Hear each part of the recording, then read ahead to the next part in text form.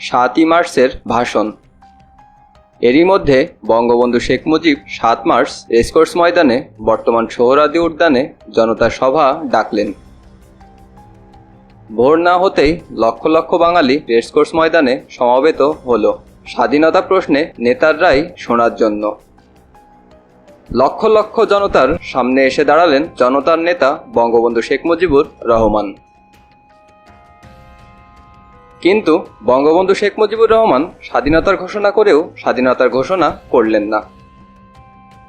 পাকিস্তান সরকারের কাছে বঙ্গবন্ধু শেখ মুজিবুর রহমান মূলত 4টি কন্ডিশন বা দাবি দিয়ে তার ভাষণ শেষ করলেন। বঙ্গবন্ধু বললেন, আমার দাবি মানতে হবে প্রথমে, তারপর তিনি বিবেচনা করে দেখবেন অ্যাসেম্বলিতে যাবেন কি যাবেন না। যদিও বঙ্গবন্ধু শেখ মুজিবুর রহমান বললেন, এবারের সংগ্রাম আমাদের মুক্তির সংগ্রাম, এবারের সংগ্রাম স্বাধীনতার সংগ্রাম। তারপরও বলা যায় না বঙ্গবন্ধু শেখ মুজিবুর রহমান 71-এর 7ই মার্চ স্বাধীনতা ঘোষণা করেছেন। 7ই মার্চ 1971 তিনি স্বাধীনতা ঘোষণা করেও স্বাধীনতা ঘোষণা করেননি। অজ্ঞাত কারণে তিনি 71-এর 7ই মার্চ পরিষ্কারভাবে স্বাধীনতা ঘোষণা না করে স্বাধীনতার ঘোষণা করতে একটুখানি বাকি রাখলেন এবং পাকিস্তান সরকারের উদ্দেশ্য 4টি দাবি করলেন।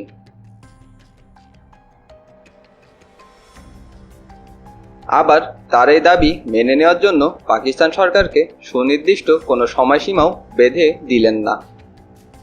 তবে তার নির্দেশে যে অসহযোগ আন্দোলন তখন চলছিল তা বজায় রাখার নির্দেশ তিনি দেন এবং সেই সাথে নতুন করে যোগ করলেন খাজনা, ট্যাক্স সব বন্ধ করে দেওয়ার নির্দেশ। হরতাল প্রত্যাহার করলেন। স্কুল, কলেজ, অফিস, আদালত, কলকারখানা সব বন্ধ ঘোষণা করলেন। মাস শেষে কর্মচারীদের বেতন নিয়ে আসতে বললেন। শিল্পের মালিককে শ্রমিকের বেতন পৌঁছে দিতে বললেন।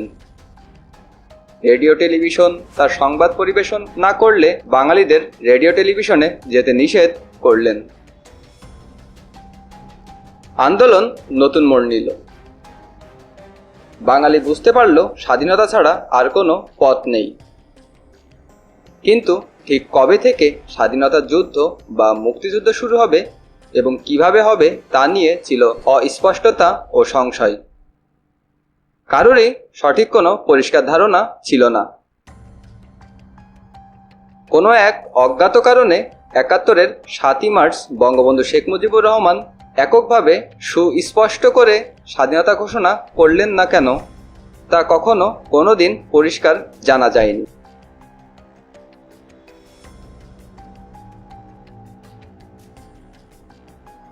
বিশ্লেষণ এবং সামরিক পরিসংখ্যানে জানা যায়, 7ই মার্চ বঙ্গবন্ধু শেখ মুজিবুর রহমান যদি পাকিস্তানের সাথে সম্পর্ক ছিন্ন করে বাংলাদেশকে স্বাধীন সার্বভৌম দেশ হিসেবে ঘোষণা করতেন এবং সুদূর 12,000 মাইল দূর থেকে আসা পাকিস্তানি সৈন্যদের বন্দী করতে বলতেন, তাহলে পাকিস্তানি সৈন্যদের সাথে বাঙালি সৈন্য, ইপিআর, পুলিশ ও জনতার যে লড়াই বা যুদ্ধ হতো, সেই যুদ্ধে মাত্র কয়েকদিনের মধ্যেই সামান্য রক্তপাতের বিনিময়ে আমাদের দেশ মুক্ত বা স্বাধীন হতো।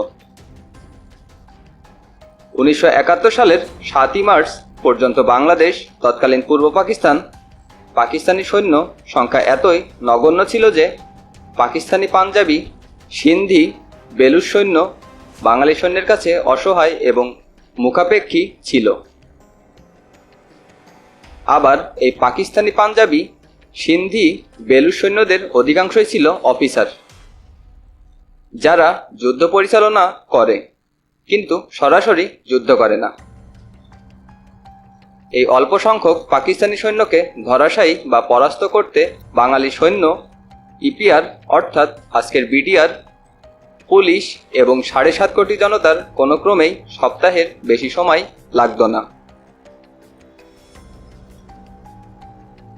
কিন্তু অজ্ঞাত কারণে 7ই মার্চ বঙ্গবন্ধু শেখ মুজিবুর রহমান স্পষ্টভাবে সরাসরি স্বাধীনতার ঘোষণা না করায় এবং অনির্দিষ্ট সময় নিয়ে পাকিস্তানের কাছে 4টি দাবি বা শর্ত দেওয়ার সুযোগে পাকিস্তান দিবারাত্রি তাদের সৈন্য এবং অস্ত্র বাংলাদেশে এনেছে। 1971 সালের 7ই মার্চ 1971 সালের 7ই মার্চ পর্যন্ত বাংলাদেশে পাকিস্তানের যত নন বেঙ্গলি সৈন্য ছিল, 7ই মার্চ শেখ মুজিবুর রহমানের ভাষণের পর পাকিস্তান বাংলাদেশে তার সৈন্য ও অস্ত্রশস্ত্র গোলাবারুদ বহুগুণ বেশি বৃদ্ধি করে এবং পাকিস্তানি নন বেঙ্গলি সৈন্যের সংখ্যা যখন বাঙালি সৈন্যের সংখ্যার চাইতে বহুগুণ বৃদ্ধি হয়, কেবল তখনই পাকিস্তানিরা বাঙালিদের আক্রমণ শুরু করে। বঙ্গবন্ধু 7ই মার্চের ভাষণে পাকিস্তানিরা আক্রমণ করলে রাস্তাঘাট বন্ধ করে দেওয়ার কথা বলেছেন। যার যা আছে তাই নিয়ে মোকাবেলার কথা বলেছেন। খাজনা ট্যাক্স বন্ধ করে দেওয়ার কথা বলেছেন। বাংলাদেশ থেকে পাকিস্তানে টাকা পয়সা পাঠানো বন্ধ করেছেন। ফলে পাকিস্তান 7ই মার্চ থেকে তৎকালীন ঢাকা তেজগাঁও বিমানবন্দর দিনরাত 24 ঘন্টা শুধু সৈন্য আনার কাজে ব্যবহার করেছে।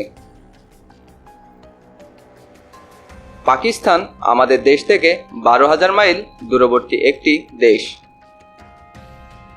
দূরত্বটাই মুখ্য নয়। আমাদের বাংলাদেশ আর পাকিস্তানের ঠিক পুরোপুরি মাঝখানে রয়েছে পাকিস্তানের চিরশত্রু দেশ ভারত। এই মাঝখানের শত্রুভাবাপন্ন বিশাল ভারতকে টপকে পাকিস্তানিদের বাংলাদেশে আসা কিছুতেই সম্ভব ছিল না, প্রশ্নই ওঠে না। ভৌগোলিক কারণেই অতি সহজে স্বল্প সময়ে স্বল্প প্রাণহানিতে আমাদের দেশ স্বাধীন হওয়া খুবই সম্ভব ছিল, উচিত ছিল।